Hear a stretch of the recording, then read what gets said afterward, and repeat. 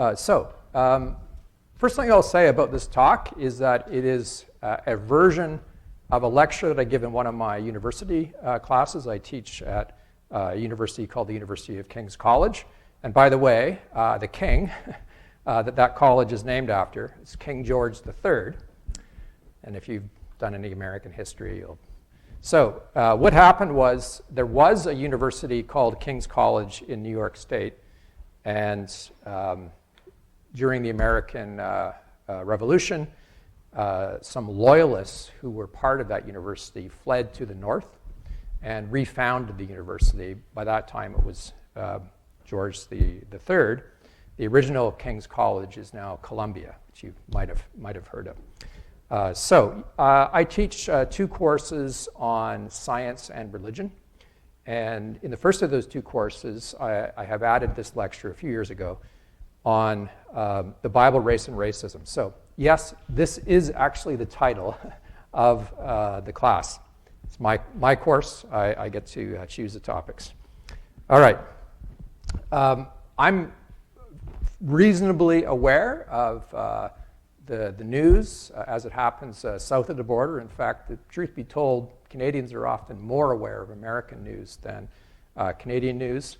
So I'm very aware of the issue of race relations in the US, but it's also an issue around the world. Now, the good news for those of us who hold the Bible as the Word of God is that there's actually a very positive message about race. I'm going to problematize the term race. It's a modern expression, so when I use this term, I'm using it sort of out of time and anachronistically, as we say in my profession. So it's kind of shorthand for referring to ethnicity, but it's really a modern concept. And I'll explain that as we move along. First thing I want to find out is who the youngest person is, or what's the youngest age of anyone here? I know how old my kids are. I have a daughter who's here who's 14. Anyone younger than 14? Okay. 13? 12. Okay. As it happens, the last time I gave this talk was at the Brantford, Ontario CYC a couple years ago, and the youngest person at that time was also 12. So when I present this material, I'm presenting it to 17 to 23-year-olds. So I know that there are some people here who are older than 23 as well, so I don't know what the average age is. But if you have any questions or if there's anything you don't understand, just put your hand up. I'll probably ask some questions. Well, let me ask a question right now. How commonly is race discussed in the school system down here? Is it a major issue? Do you have, for example, special speakers who come in to talk about race and racism? Does this happen at all? Yeah? I can talk about, Massachusetts high school. Okay. We have a METCO program Mm-hmm. where inner city kids come to a suburban high school predominantly white. Right. And so that has caused some tension, I guess, in and around race and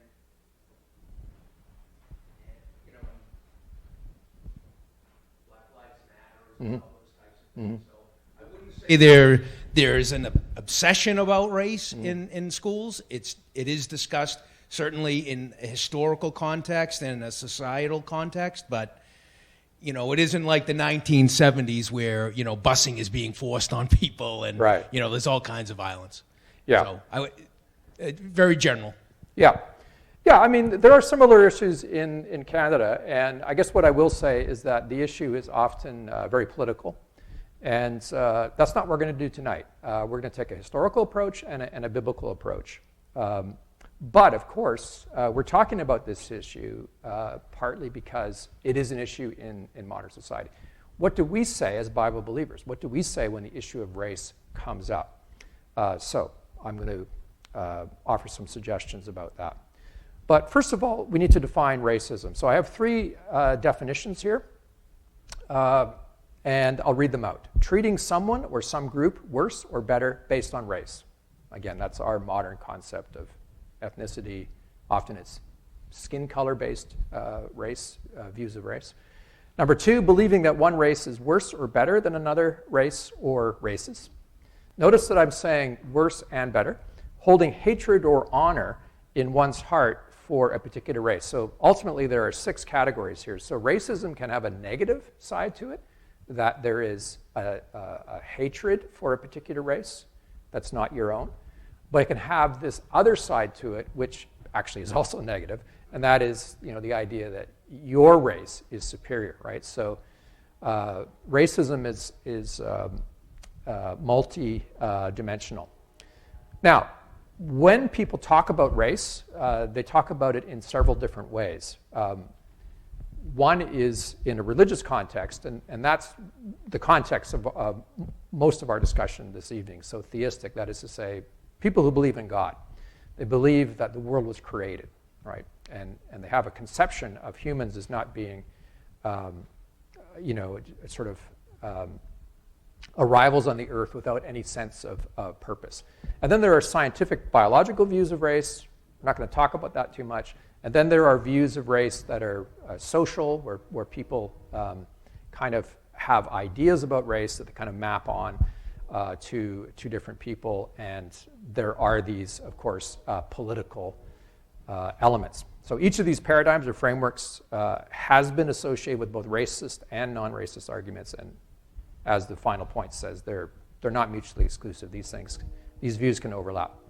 Okay, so I want to do 3 things. I want to ask 3 questions. What was the ethnic composition of the ancient Near Eastern and Mediterranean worlds? And I want to do this because this is the world of the Bible. I want to ask the question, literally, what did people look like in the ancient Near East? So the time of the Old Testament and the time of the 1st century, the time of the New Testament.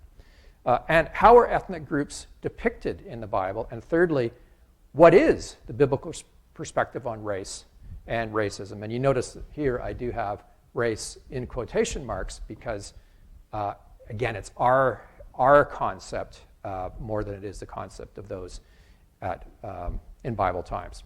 All right, so this first big question, what was the ethnic composition of the ancient Near Eastern and Mediterranean world? So the ancient Near East would be the land of Israel, Syria, it would be Egypt, it would be Mesopotamia, so this would be Babylon, Assyria, etc. And the Mediterranean worlds are all the nations that had shoreline on the Mediterranean. So these 2 areas overlap. First thing we can say about these areas is that from a modern perspective, these geographically overlapping regions were racially diverse, right, from a modern perspective. They encompass Mesopotamia, the Levant, this includes Israel, Northwest Africa, Anatolia, so Anatolia is what is now Turkey, and the Aegean. So this would be largely what is now the modern nation of Greece. And I will show you a picture that helps emphasize this. So let's look at some maps. This is a very useful map. It's from a map book produced by a company called Carta. It's based in Jerusalem. And what they've done is they've taken the 3 sons of Noah, Shem, Ham, and Japheth, and they've mapped their descendants onto this part of the world. And you can see there's overlap. And so one of the things that's really interesting about Israel, ancient Israel, but this is also true of modern Israel, is that it exists on this land bridge between Africa, Asia, and Europe. And this is one of the reasons why it's been such a contested area. There's been so many wars fought there, and not just wars, but armies have gone through that area on their way to fight other battles. It's also, naturalists will tell you, it's also very diverse in terms of the flora and fauna, precisely because it is this kind of overlapping region where these 3 continents come together. And this helps explain why the area was racially diverse. Okay, so this makes it a very dynamic region in terms of military conflict, but also trade and the flow of peoples back and forth. So here is Egypt around the 15th century BC. So this is around the time that the ancient Israelites were enslaved. And you can see that the Egyptian civilization, it's conglomerated around the Nile, of course, because the rest is mostly desert. But ancient Egypt actually had overlordship over the area that became Israel. You can see Canaan right there, right up to Syria in the north. This term Syria there is a modern term, but it's what is now Syria and Lebanon. All right, so this area right here is where the Philistines come from. And they come down, and they're called the Sea Peoples, and they land on the shoreline here, and they actually have some battles with ancient Egyptians. So the Bible speaks about the Philistines as coming from Caphtor, and this is the island of Crete, right? So there's Crete right there, and there's Cyprus. This is Crete. And these passages right here from Genesis, Deuteronomy, Jeremiah, and Amos all say that. And in fact, archaeologists and geneticists have shown that this actually is the case.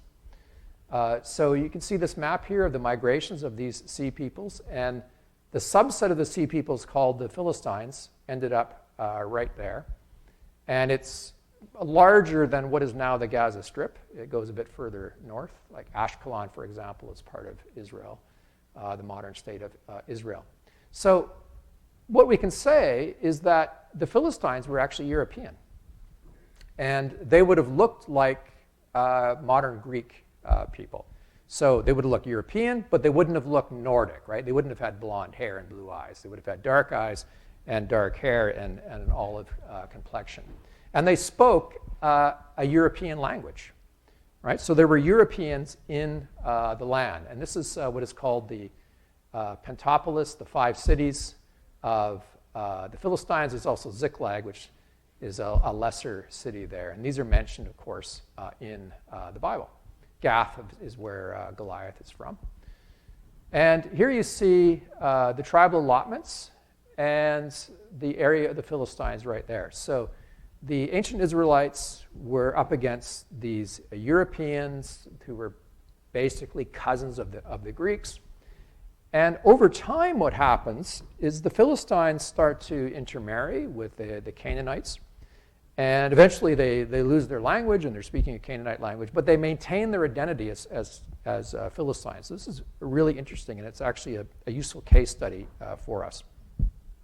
Okay, so here you see Judah, what becomes Judah, Israel, and then the area of the Ammonites, the Moabites, and the Edomites. So these are Arab countries, and the Philistines, who are originally European. Then you have the Phoenicians or the Sidonians, and then you have the Aramaeans. So Aram is the Hebrew word for what is now Syria. And zooming out a little bit, there again you see the area of Israel. It's called Palestine in this map, but that's not really accurate. Arabia, where you have the Arab peoples, Egypt, and then what is now Turkey, and there's Greece there. Now, there is a lot of discussion amongst historians and archaeologists about who the Egyptians are. So there's this one theory that the Egyptian pharaohs were black. They were sub-Saharan African. And there's a lot of politics behind this. Now, it turns out that there's actually some truth to that. If you go down, and this area right here in Sudan has been in the news because there's a war going on down there between rival factions. So the further down you go, you get into what is often called sub-Saharan African, and the people in that region they're black. They are the people that we would normally refer to as in Canada, African Canadians, or in the United States, African Americans. Up here, though, the Egyptians were much more like the Mediterraneans. But there was a certain amount of intermarriage, and there was a time when the Nubians down here, the Cushites, actually controlled Egypt. And I will say something about that in a few moments. Okay, a little bit later on, this is the time of the Maccabees, so between the Old Testament and the New Testament, and what we see is Idumea, which is the Roman or the Latin name for Edom. The Moabites and the Nabateans were also Arabs. And then you have Samaria. And the Samaritans were partly Israelite and partly Assyrian and from other people. And there was a lot of tension between the Samaritans and the Jews, and then again Phoenicia in the north. This is the time of Christ. So it's somewhat similar. There's some changes. The area of the Galilee had a lot of Gentiles. And over here on this side, Perea and the Decapolis, the 10 cities, had a very large Gentile population. But on this side, it was more Jews, and then in this area, the Samaritans. All right, so I'm going to show you from archaeology some images of ancient peoples. So I've been talking about them a little bit, but now I'll show you some images. So here's a very famous mural from ancient Egypt. And what does it show? It shows 4 types of people. So who are they? The 4 on the left are Libyans, so they're North African. Okay, so they are probably the ancestors of the people called the Berbers, right? So they're not Arab, and they're depicted as having fairly light skin. And then you have Nubians, and then you have Asiatics, and then you have Egyptians. Now, these are stereotypical. They're kind of like cartoons, but they give you a sense for how ancient Egyptians viewed the people themselves and the people around them. So you can see that clearly the Syrians or the Asiatics have lighter skin, but they have beards. These are all men, of course. And the Egyptians have darker skin, and then the Nubians are darker yet. Again, these are stereotyped pictures. But they give us a sense for what these people look like. And here you see some Egyptians working outside. Now, Egyptians and Israelites and the Greeks, the Philistines, their skin would darken in the summertime. So when we look at these pictures, we have to remember that. And I'm going to show you some images in a minute or two where you're going to see husband and wife, and the husband has darker skin than the wife, even though racially they are the same. But these are people who work out in the fields. So they're Egyptians who work out in the fields, and their skin is a bit darker. This is Nefertiti. So this is a picture of Queen Nefertiti. And you can see that she's not white, she's not black, she's looks more like Mediterranean. That's what geneticists have shown. This is a picture of a scribe, an Egyptian scribe. And when you look at it very closely, you can see that the eyes are blue. Now, here's an example where you have to be very, very careful. Does this mean that this scribe had blue eyes? No, the scribe would not have had blue eyes, because blue eyes would not have been common. In fact, they may not have existed at all in ancient Egypt. Instead, it's the type of gemstone that was used for the eyes. It happened to be blue, right? So we have to be very careful in how we interpret some of these images. And here's the example I referred to earlier, where you see a pharaoh. This is Rahotep and Nofert, his wife. And the man has dark skin, and his wife has light skin. I think you'll agree there's a difference in skin coloration there. Why is that? They are the same race. Well, it's because the men went outdoors and the women didn't, at least in the upper classes. And since that was the case, the women didn't have as much tanning from the sun. So that's one example. Here's another example where you see the image of an Egyptian pharaoh, and the skin is black. So you might conclude, well, this was a black man. When in fact, the blackness there, it's a black resin. It's meant to symbolize the fertility of the Nile. So again, we have to be very careful about how we interpret these images. All right, here is an Egyptian pharaoh having a conflict with Nubian soldiers. So you can see the Egyptian pharaoh right there has kind of reddish skin, and the Nubians are portrayed as having black skin. So they were aware that different people looked different, right? They were aware of that. But what I'm going to argue, and this is supported by scholarship, is that there was no racism based on difference of appearance. Okay, so these are statues of the rulers of Cush. And some of these rulers came into Egypt and ruled Egypt for a while. These are the so-called black pharaohs, and they were sub-Saharan African. They were, in modern terms, they were racially black. So here is another one. This is from the Met Museum. This is a mural that shows Egyptians fighting against sea peoples. So that is to say, the group of people of whom the Philistines are a subset. So these are Philistines here with those headdresses, and these are Egyptians. They have different hair. And there you see an Egyptian archer. And those are Philistines who are being led into captivity. So you can see they're clean-shaven, and they have that very distinctive head piece. All right. Now, this particular image right here shows a Minoan woman. So she's from Crete. So this is roughly what an ancient Philistine woman would have looked like. And you can see relatively light complexion, but dark eyes and dark hair. Here's another Egyptian mural. And what does it show? It shows from around the 20th century BC, so around 2000 BC. It shows Asiatics. So these are Syrians. And this gives you a pretty close depiction of what an ancient Israelite would have looked like. These are men in this case. So you can see the beards, long hair, but not super long, and a kind of an olive complexion. And who we're looking at here, this is another image which shows Amorites. So you can see one of them is clean-shaven, one of them has a beard, but they have darker skin. This is a recently discovered head from a statue, a small statue of an Aramaean king. So this is a Syrian. And you can see of relatively light skin, but the dark hair. This is a very rare image, possibly of King Jehu of Israel.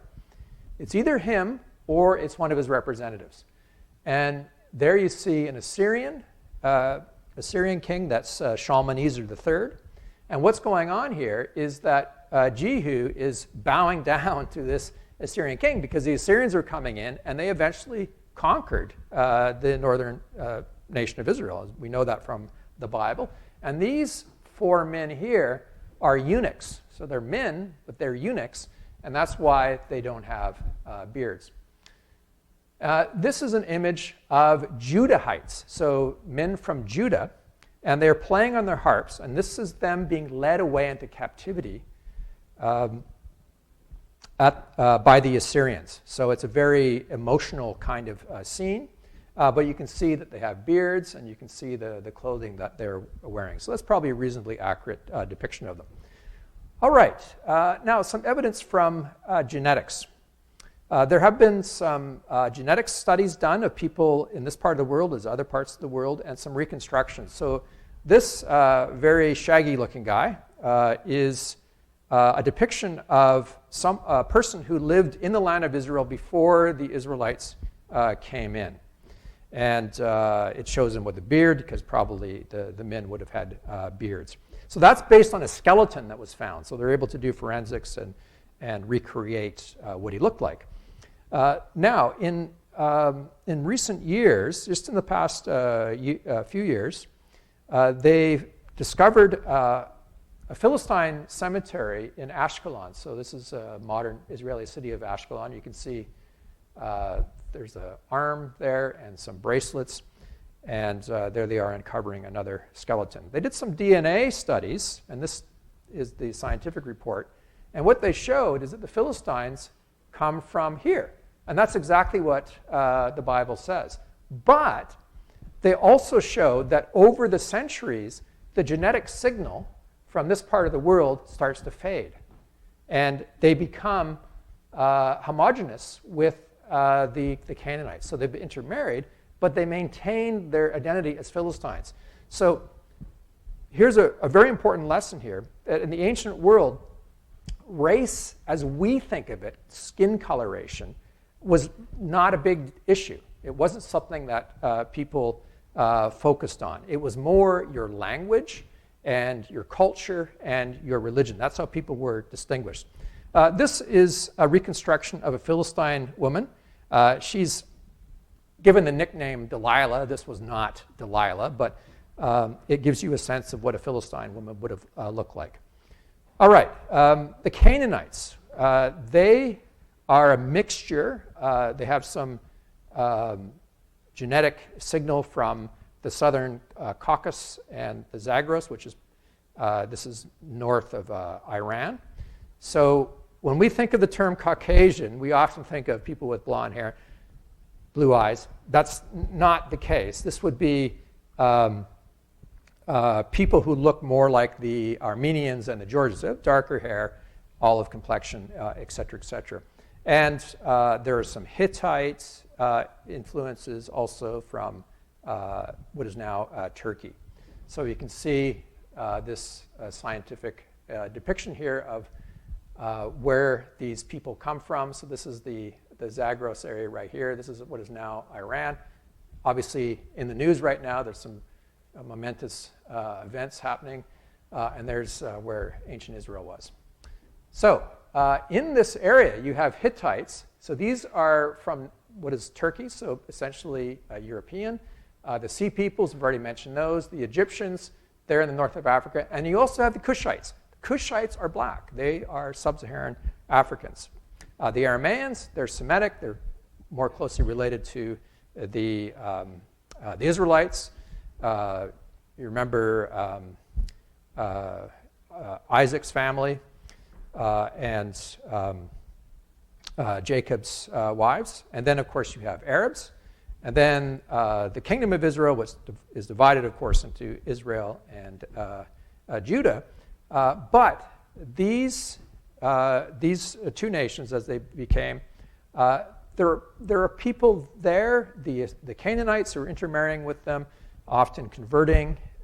And we know that at a certain point, around the time of King Hezekiah, there were Cushites in the land. And geneticists show that the average Jewish person is 2 to 3% sub-Saharan African.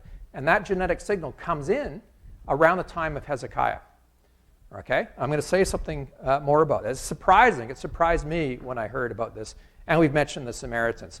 This is a reconstruction of a first century Jewish man around the age of 45. I think he looks a bit older than 45, but that is the attempt. So this is someone who died around 45 AD. So this is someone who actually may have seen Jesus.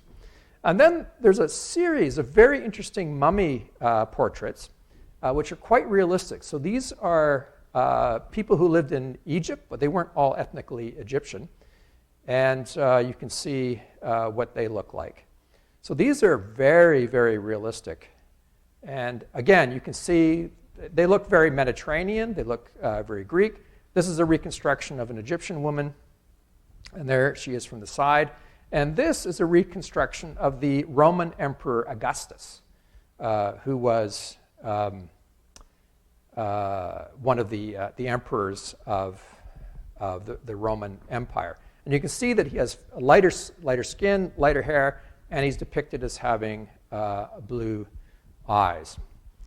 Okay, here we have some murals from around 250 AD from a synagogue in what is now northwest Syria. This is the Dura Europos synagogue. And it shows various figures from the Bible. So there you see in Greek the word Aaron. That's meant to be the high priest Aaron. And there you have Moses and the Egyptians parting the Red Sea. So you can see that they're depicted as having sort of an olive complexion. They're not white, they're not black, somewhere in between. So that's Jews painting images of Jews from just a little bit after the time of the New Testament. Speaking of the New Testament, the world of the New Testament, what did that look like? What did people look like? Well, we have Judean, Galilean, and Hellenized Jews. We have often Jews visiting from the diaspora. And we see that, of course, in Acts chapter 2, right? The day of Pentecost. They're from all over the Roman Empire. In fact, even from outside the Roman Empire, the Parthian Empire. You have Samaritans and Syrophoenicians. So these are Phoenicians and Syrians, maybe mixed a little bit. You have Greeks, other Greek-speaking people. You have Arabs. You have Roman soldiers. A lot of them were Italians, but there were even some Germans. So at the time of Christ, you would have seen all races, including people from sub-Saharan Africa, so people who were, in the modern sense, black. So it would have been fairly diverse. Very important point here. Whilst ancient people recognized differences in skin pigmentation, they were aware of it, they had eyes, there's no or virtually no racism based on skin color in the ancient world. It's a very important book by Frank M. Snowden Jr., who was a pioneering African-American classical studies scholar, and he published this book, Before Color Prejudice, and you know that he's American because he spells color without a U. In Canada, we spell it with a U, and other Commonwealth countries. The ancient view of blacks. And what he shows is that there's virtually no prejudice against black people in the early, in the late ancient world, so Romans and Greeks. In fact, it was quite the opposite. The black people were admired. So the prejudice against blacks is much more recent than Bible times. Where does it come from? Well, there's a long, complicated history. It starts to emerge in the Middle Ages, but clearly the North Atlantic or the Atlantic slave trade had a lot to do with this. But also in the 18th and 19th centuries, scientists were starting to create taxonomies. In school, you probably learned about what a taxonomy is, classifying flora and fauna, etc.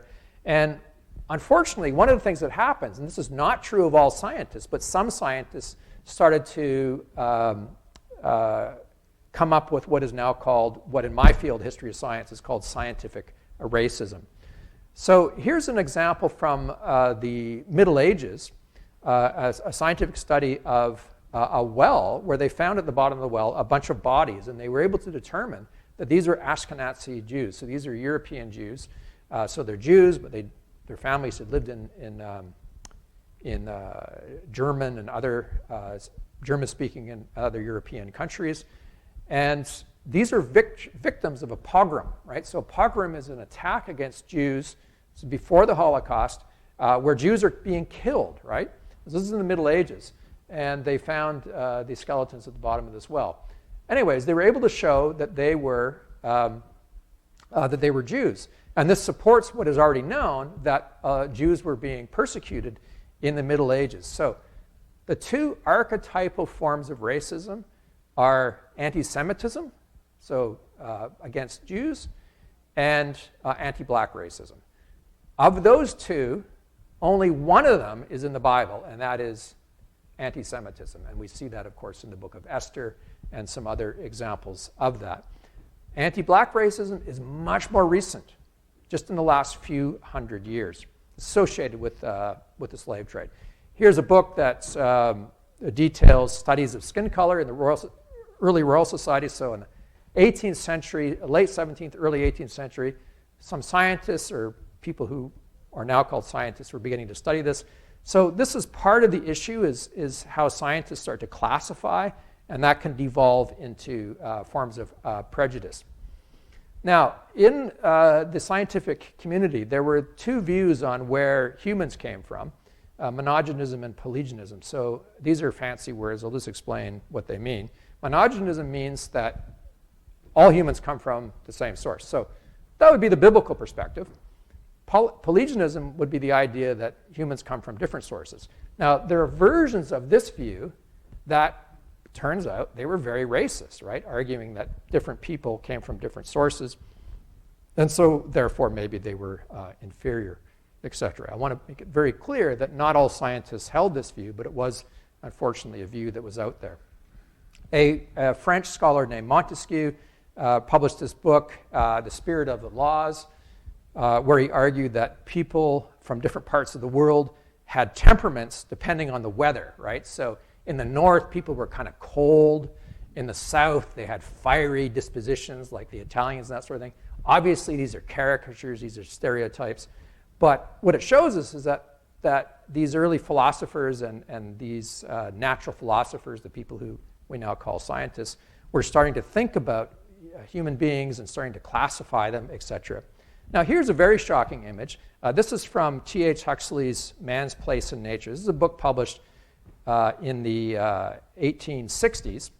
And what it shows is it shows a progression of skulls from lemurs to gorillas, and then you have Australian. Now, when you see the expression Australian,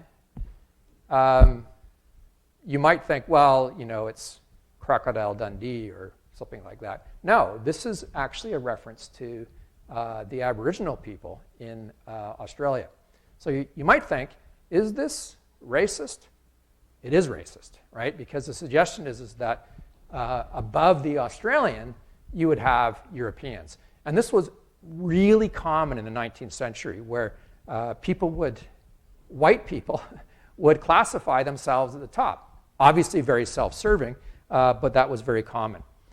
In the famous or infamous Scopes trial, the creationist trial in Tennessee in 1925, the biology text that taught evolution that was very controversial has this very racist section in it where the author, Hunter, talks about the races of men. He said there are 5 varieties, 5 races or varieties, and he introduces them. These are the Ethiopian. Some of these terms are offensive. Apologize for that. Originating in Africa, the Malay or brown race from the islands of the Pacific, the American Indian, the Mongolian, or the yellow race, including the natives of China, Japan. This term Eskimo in Canada, it's not used anymore. The term is now used as Inuit. So these are the native peoples in the far north. And finally, the highest type of all, the Caucasians, represented by the civilized white inhabitants of Europe and America. This is 1914. I have a colleague, and I asked him about this. He works on biology in the 19th century. And he said this was absolutely standard in textbooks at the time, that a white author would say that the white race was at the top. So this is what is called scientific racism. It's one of the sources for racism. Now, all of this is swirling around in the background, or even in the foreground, at the time of the pre-Civil War U.S. states. And so what those who were defending slavery were doing is they were going to science and they were going to the Bible to support slavery.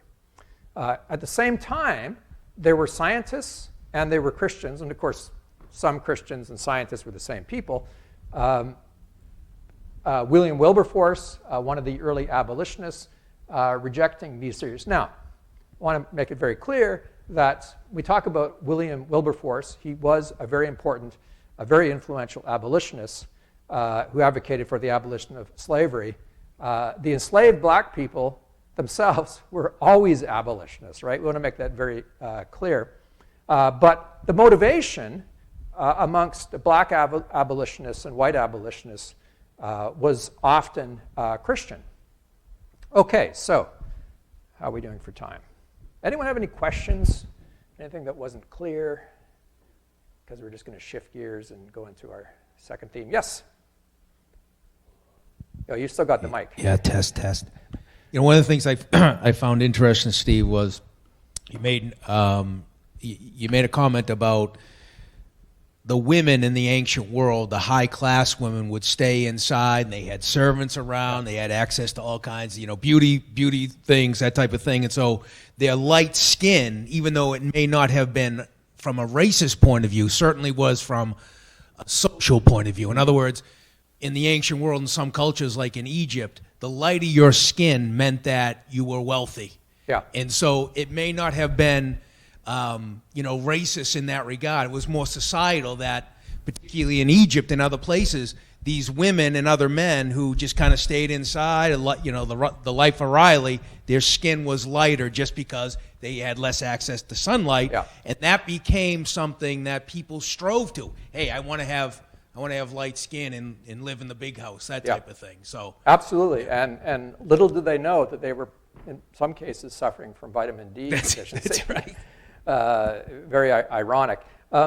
Actually, this is still true in some cultures. In some Asian cultures, for example, you will see women using umbrellas to keep the sun off them, because it does become a kind of a status symbol.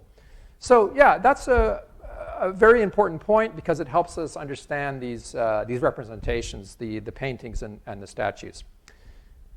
Now, you reminded me of something, two things. One is that I do have a very long handout. It's so long we didn't bother printing it off. If anyone is interested in this subject in more detail, I have this 31-page handout called The Bible, Race and Racism in Western History, and you can talk to Jim Boyko, who has an electronic copy of it, and he can email it to you.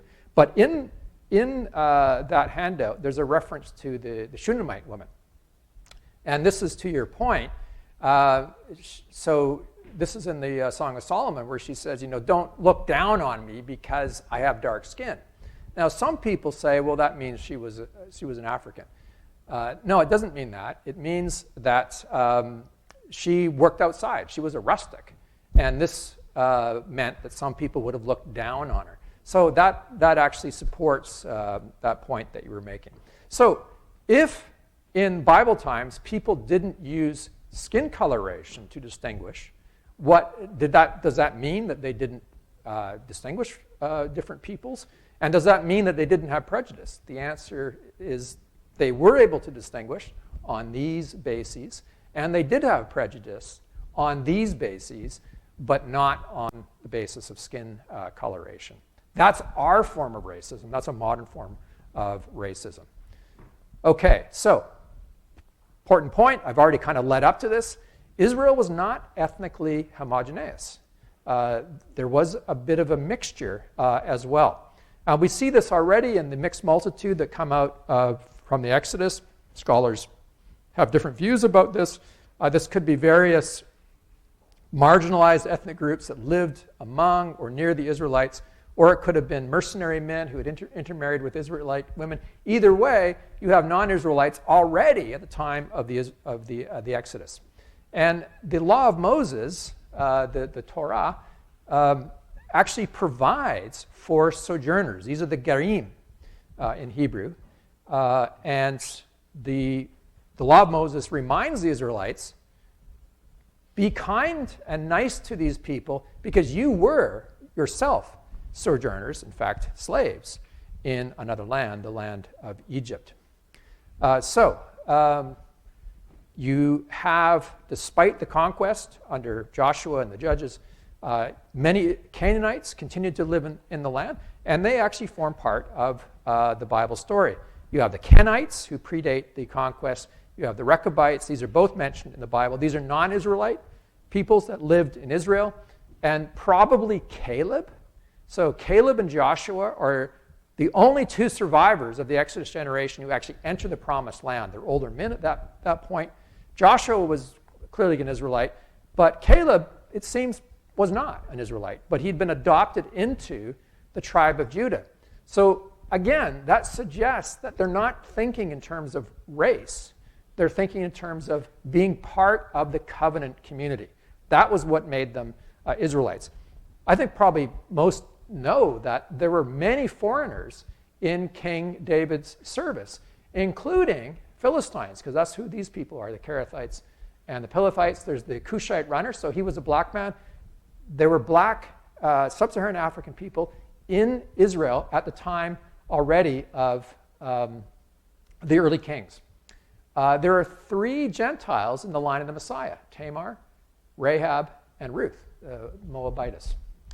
So Israel did have an ethnic component in terms of ancestry, but it was also a covenant community, that if you believed in the God of Israel, you lived there, you participated in the worship service, you were part of that community.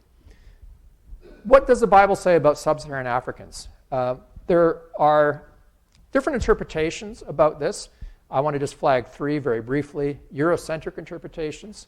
So there are Eurocentric interpretations of the Bible. I'm sure everyone's seen these depictions of Christ as having blue eyes and blonde hair. Totally unrealistic. That would not have been the case. And then you also have arguments that the ancient Jews were black. That's also not true. That's an Afrocentric interpretation. And then you have these very explicitly racist interpretations. So the argument that the curse on Canaan was actually a curse against black people, and that is not what that text in the story of Noah is going on, is presenting at all. And you can find more information about that in this handout. Okay, so just a very brief description or list of sub-Saharan African individuals mentioned in the Bible. I've already mentioned the Cushite runner. Taharka, the Cushite pharaoh, the time of Hezekiah. There were black pharaohs at that time. Yehudi, the scribe, is described as being the great-grandson of Cushi, and many scholars believe that this means that his great-grandfather was actually an Ethiopian.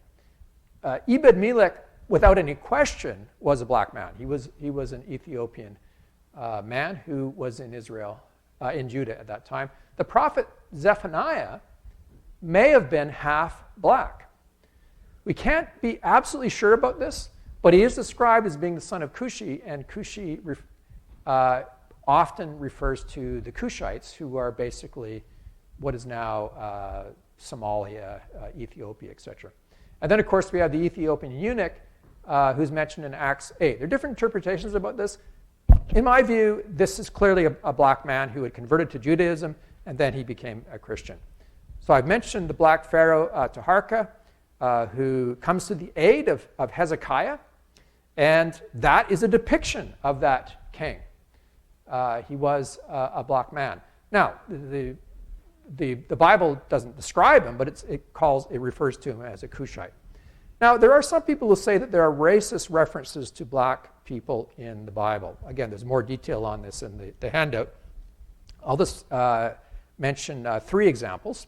One is when Miriam and Aaron, it's very interesting, we went through this in the readings not that long ago. Miriam is mentioned first. This is clearly a rebellion, and they're objecting to Moses taking a Cushite wife. Who was this? Was this Zipporah? My inclination is that Zipporah had died, and Moses had taken a second wife who was a Cushite. There's nothing in the text that would suggest that they were prejudiced against her because of skin color, if this was not Miriam or Zipporah, who's described as a Midianite, not a Cushite. Then there's this passage, can the Ethiopian change his skin? It's found in Jeremiah 13 and 23. There's another two references to Ethiopians in Isaiah 18, where they're described as tall and smooth. So these are clearly depictions of their physical attributes, but there's nothing in the text that would suggest that it had a negative connotation, because this same text, does anyone remember what goes with this line? There are two analogies. Can the Ethiopian change his skin, and can the leopard change his spots? There's nothing in the text that would suggest that leopards were looked down upon. It's just describing how they look. And in fact, we need to look at this example in a completely different light, because to ask the question, can an Ethiopian change his skin, makes it very clear that the ancient people in Judah knew what Ethiopians looked like. Otherwise, this would make no sense. Why did they know what they looked like? Because there were Ethiopians in Judah at this time. We've seen examples, Ebed-Melech, and geneticists have shown that there were Ethiopians intermarrying, probably men, marrying Israelite women, converting and becoming part of Israel. And then there's this reference in in Amos 9, are you not like the Cushites to me, O people of Israel? Some people say, oh, that's negative.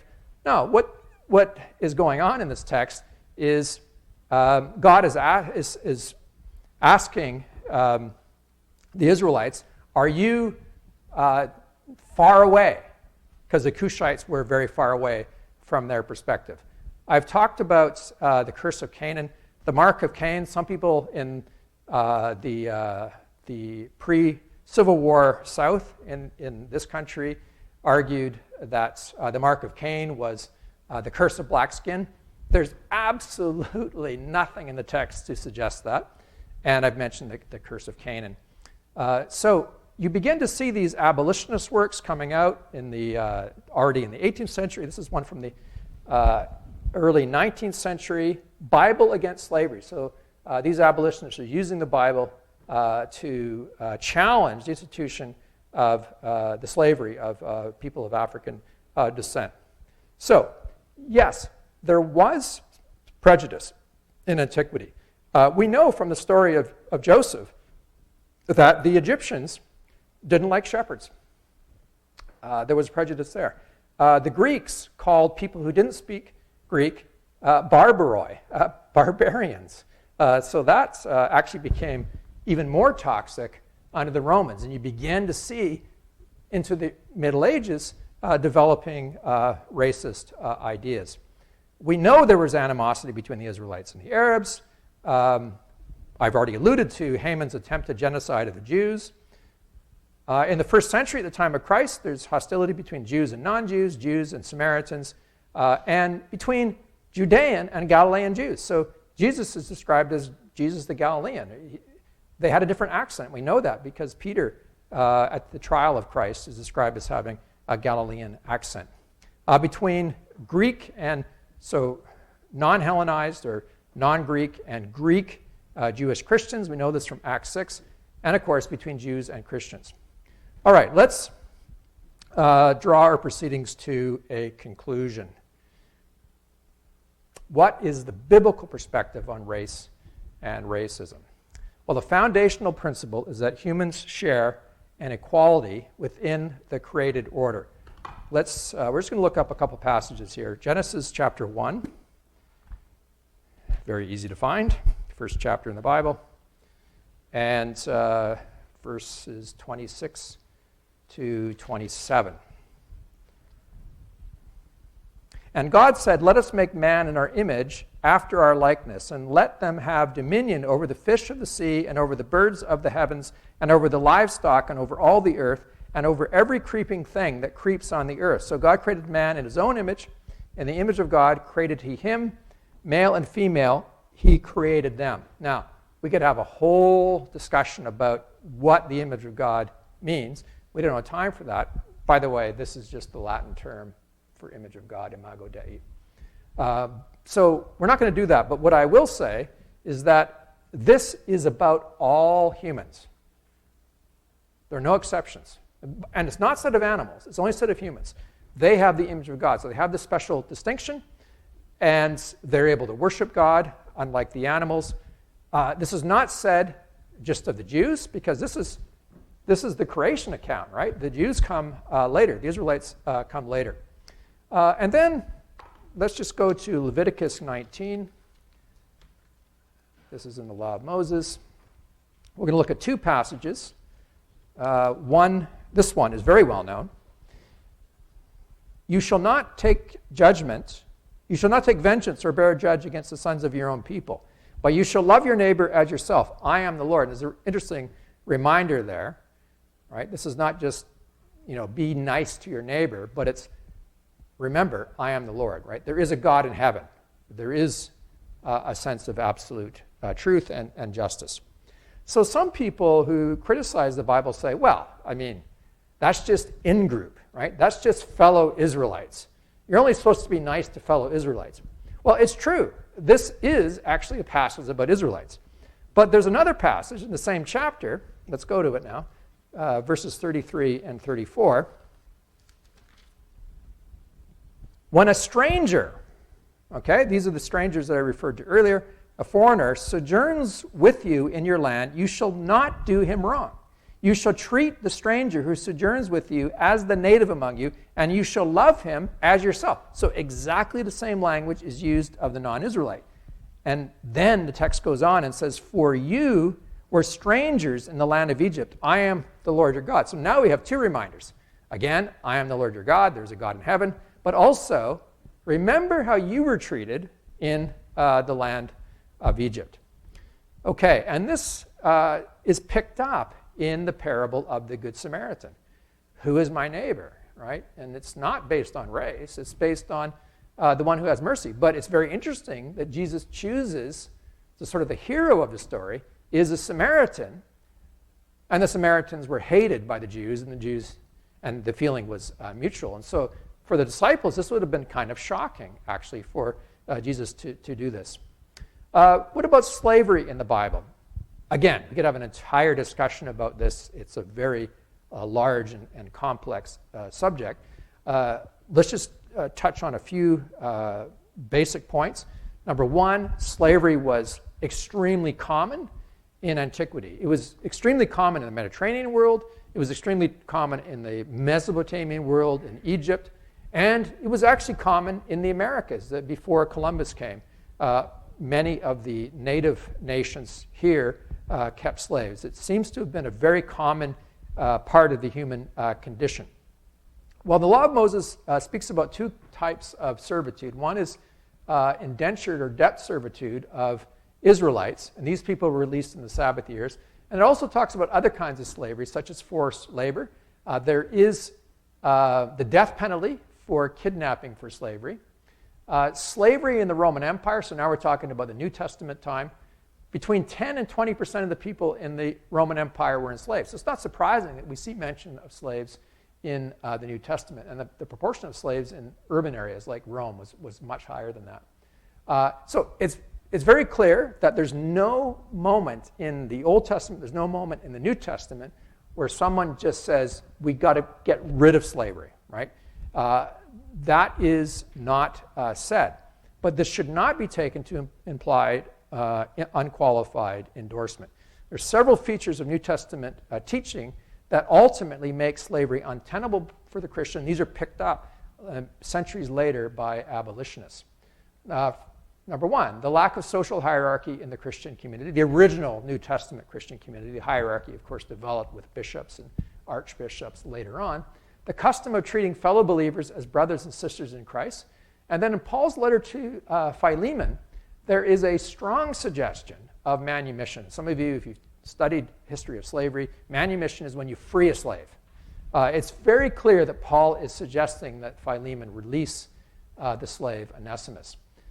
There is a condemnation of kidnapping for slavery. And if the slave traders in the Atlantic slave trade had read this, they could not have been involved in the slave trade and be Christians, because that's how they got the slaves, right, was kidnapping.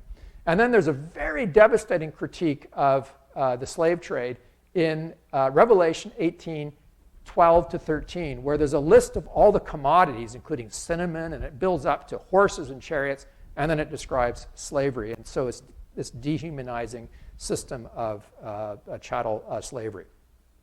What happens in the New Testament is that the gospel spreads out to different ethnic groups. Starts with Galilean and Judean Jews, and then, of course, the day of Pentecost, it spreads to diasporan Jews, many of whom spoke other languages, and of course, they have the speaking in tongues that day. Hellenistic Jews, we see this in Acts 6, we've already mentioned this. And then the Samaritans, they come next, so they're sort of half Jews, as it were. The Ethiopian eunuch, who's a black man who converted to Judaism, and then the Roman centurion, Cornelius, and Lydia of Thyatira. These are Gentiles who believed in the God of Israel. They believed in monotheism, but they hadn't converted to Christianity. So they're called the God-fearers. And then ultimately, just flat out pagan polytheistic Gentiles. So you can see that the gospel starts to spread out to these different groups. And the book of Acts ends deliberately with Paul in Rome, which is the capital of the Roman Empire. And you can see this map here from the day of Pentecost, the spread of the gospel outwards. And this one also does the same thing in these concentric rings spreading out. So that is the story of the spread of the gospel. When Cornelius is baptized, the Apostle Peter had this vision of the unclean animals. He's told to eat them. He says, I can't eat them. And then he understands that the gospel is going to go out to the Gentiles. People are not unclean on the basis of who they are. The Apostle Paul, in speaking to the Athenians, described God making from one man or one blood, depending on which text you read. It doesn't, ultimately, it says it means the same thing. Every nation of mankind, there's a unity there. And of course, Paul says, there is neither Jew nor Greek, there is neither slave nor free, there is no male and female. You are all one in Christ Jesus. Paul was not saying slave and free did not exist. He was not saying male and female did not exist. He was not saying Jew and Greek did not exist. What he was saying is that in Christian fellowship and in terms of salvation, there is unity. And then you have something similar in Colossians 3 and also in 1 Corinthians 12. The hope of the gospel, the hope of the kingdom of God, we see in the book of Isaiah and in the book of Revelation, is an international one. It's already mentioned in Isaiah that all nations would go up to Mount Zion to worship the Lord. So this is the Old Testament. This is 7 centuries before the time of Christ. And you have all these references in the book of Revelation to all the nations receiving the gospel. Okay, so let's summarize. From a modern perspective, there is no race theory in the Bible. There's no skin color-based racism. The biblical tradition does not offer support for theories of racial superiority or racial inferiority for humanity. Here is an African scholar, his conclusions about what the Bible says about race. The Bible is not a proponent of racialist thought. This is kind of like one step down from racism. This conclusion has implications for contemporary assessments of race as well. Racialist thought is clearly post-biblical and alien to the context of ancient Israel and Judah. In the biblical periods, people that moderns would ascribe as being of different racial types lived side by side without ascribing ontological peculiarity to the perceived phenotypic differences. So this is fancy language for saying they didn't make a big deal about people looking different. Diversity marks the biblical world as people of varying hues interacted constantly in the Levantine crossroads of the ancient world. So the Levant, this is Israel, Syria, Lebanon. And I've already showed you why that is the case, geographically speaking. Our rehearsals of these stories ought to reflect this diversity, as should our artistic representations of biblical narratives. So you don't show Christ as a Nordic man, for example. That's not accurate.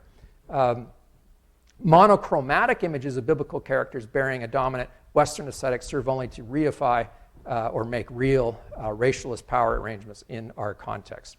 Okay, so concluding, what is racism? Treating someone or some group worse or better based on race. Number 2, believing that one race is worse or better than another race or races. And number 3, holding hatred or honor in one's heart for a particular race. So there are ultimately 6 categories here. And what is the Bible's message? What is the Bible's answer? I'm going to have to count these to make sure I get the number right. No, no, no, no, no, and no to all 6 of those. We don't do that. All men and women bear the image of God and are equally human before God, irrespective of race. All women and men, or men and women, are equal in terms of the hope of the gospel. The believer, must not treat individuals or groups differently based on race, either outside or inside the community of faith. So, biblical principles, you have this idea from creation, all bear the image of God. In terms of salvation, all people can be saved, all believers are one, and the ultimate reconciliation, all nations are represented. Here's the final slide. And they sang a new song saying, "Worthy are you to take the scroll and to open its seals, for you were slain, and by your blood you ransomed people for God from every tribe and language and people and nation, and you have made them a kingdom and priests to our God, and they shall reign on the earth."